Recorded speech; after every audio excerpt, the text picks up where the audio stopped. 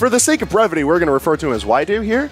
But why do good things happen to bad people is so fun to say, and the fact that he's just ran with that for nearly a year as his tag. Oh. Waidu going with Pac-Man and Mr. E. Did he choose Sheik? He did choose Sheik. Interesting. The classic. And, you know, an homage to his namesake, he originally picked up his name and character from Mr. R. Notably so, though, that Sheik to Pac-Man is a horrendous matchup for Pac-Man. So this is going to be pretty funny to watch. Absolutely. Where do we think we're going to be going now, though? It's in Waidu's best interest to keep Smashville away. He's going to want those... I don't really like Battlefield either. 3, 2, 1. We're starting Battlefield here for Why Do Bad Things Happen to Good People versus Mr. E. And this is a lot of room to cover. Waidu's going to have to try his best to just force Mr. E into positions where he's got to come to him and needles aren't going to be applicable. Absolutely.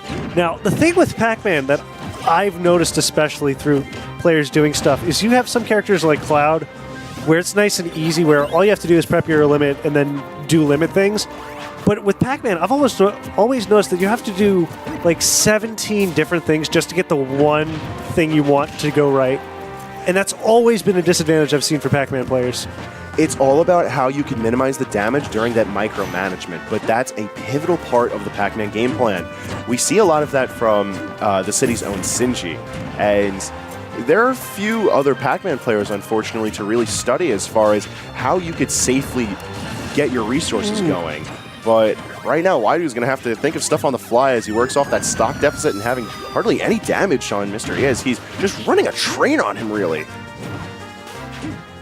Waidu forced to recover low onto the ledge, and I kind of like it. Mr. E not really prepared for that, and having to already use up his Needle Storm. Absolutely, and that's also a really tough position for Mr. E to kind of sneak under to get, even with the mobility that Sheik has. Trying to go literally underneath the stage is always a tough move to make.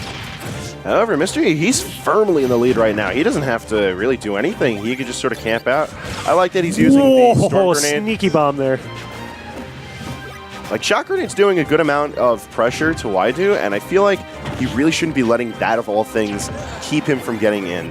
Damage is starting to tack in now, and a very quick up smash is going to help him even things out. He grabs himself the Galaga, and let's see what he can do with it. Pinky's coming through to help out there. Just utilizes the... I like that, though. Very creative. The fire hydrant... Oh, no! He pays the price for it, but I like what he's doing. The fire hydrant stall. Fire hydrant stall doesn't really work out because it doesn't boost you up too much. He put himself way too deep, and Mr. E didn't even have to think about stealing that third trampoline jump. Unfortunate, but... Did he have his side B there? You can't use side B out of the up B. No, I meant... Well, he was falling from the trampoline, from the fire hydrants. Those, he might have, but he just didn't utilize his resources properly. We're seeing quite the character switch, though, as he moves on to Ryu for Game 2 and on Town and City. I don't know how I feel about this. I like it. I'm not sure either. I mean, Ryu is another one of those characters that's far easier to set up, and we've been seeing a lot of Ryus coming out of the woodworks here, between Hyde, between Tony, and now Waidu. So Ryu's starting to get a little bit of a following here. Yeah. But we've got the forward air walk coming through from Mr. E, so... Yeah, Waidu not really doing much to contest any of the pressure that Mr. E is putting out for him, and that's what I want to see more of, focus attack. He's going to have to use F80C to get himself around safely, or else these forward air chains are just going to eat him alive, as we've been seeing. And Bouncing Fish just to put him in an even worse offstage situation. This pressure is relentless. Over 14% built up on Mr. E. Waidu's looking like a man lost in the sea. Starting to pull it back a little bit with that combo there. I think he tried to snap to the ledge there. Anyway, we got some pressure coming through.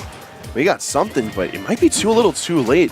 Having built on a fair amount of damage, but Rush Schroyer, you can't just wake up DP if he's not going to be there to get hit. Like, the whole meme philosophy of wake up DP is do it when he's in your face, not when he's, 3 Ryus away from you. Oh, that's why it don't work. That's why wake up DP is fake. Wake up DP? What is that? Wake up the Dragon Punch. That's when you just Dragon Punch. Oh. Just let him know. Now, right there, we have the setup. We've got those up tilts leading into the Shoryuken, but I don't want to be seeing these Wake Up DPs from Waidu. I want to see a lot more F80C movement. That Nair was nice and meaty. Trying to keep Mystery off balance, but you know, as I was saying earlier, this could be too little too late. Waidu finally decided to turn up.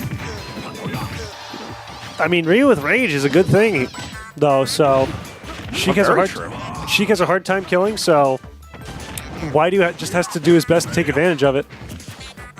You bring up a really good point. Ryu with Rage, and at the rate that Waidu has been able to tack on this damage now in the second stock, it's possible for him to bring it back if he gets just the right hits. He's certainly trying to put his Rage to as much of an advantage as possible. Anyway, And I'm going to be hopping off. Not just yet. Waidu managed to take that out from Mr. E.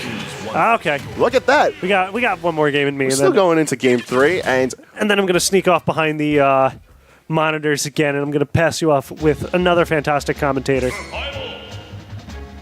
So, but we Mr. are E switching. Yo, if he stuck that Jigglypuff. If he's stuck with Jigglypuff. Yo, if he gave the Puffmaster Flex a run for his money, can you imagine? And we're going to Smashville this time. It's going to be dangerous for Waidu, and you can tell Mr. E, he's not ready to go into loser's bracket this soon. He's got to pull out all the stops. Mr. E already going ham, not even taking a single point of damage yet. And there's the commentator's curse. Yeah, it's going to be... I feel like if Waidu plays it like he did during Game 2, the latter half of it, where just get the damage, wait for Mr. E to approach on him, it's going to be a lot more dubious who's going to win this one, especially as Waidu builds up the percentage on Mr. E. Absolutely. Wow! That's not going to do it, though. Nice little combo coming through there. The hurt box shifting for Mr. E is going to be keeping him in it just at 88%. And, yeah. There's the footstool. It's the classic. Yo, you part of Tip Nation, you know what to drop that emote for. Footstools on deck. It's always a viable option. Sorry about forgetting to switch the overlays, guys.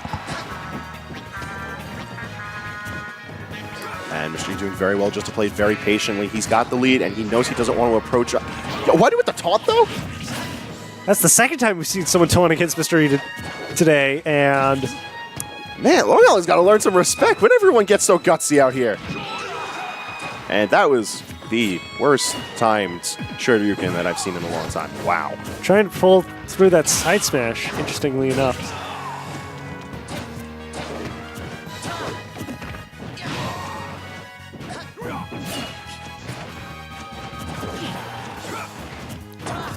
There's plenty of shield pressure out here, but oh, you can't be doing that, especially against a wary Mr. E. And it's mistakes like that are going to cost him the set. Mr. E taking it over Waidu, but I like the adjustments Waidu made with Ryu, and I feel like he should go forward with that. That was looking kind of nice. Absolutely.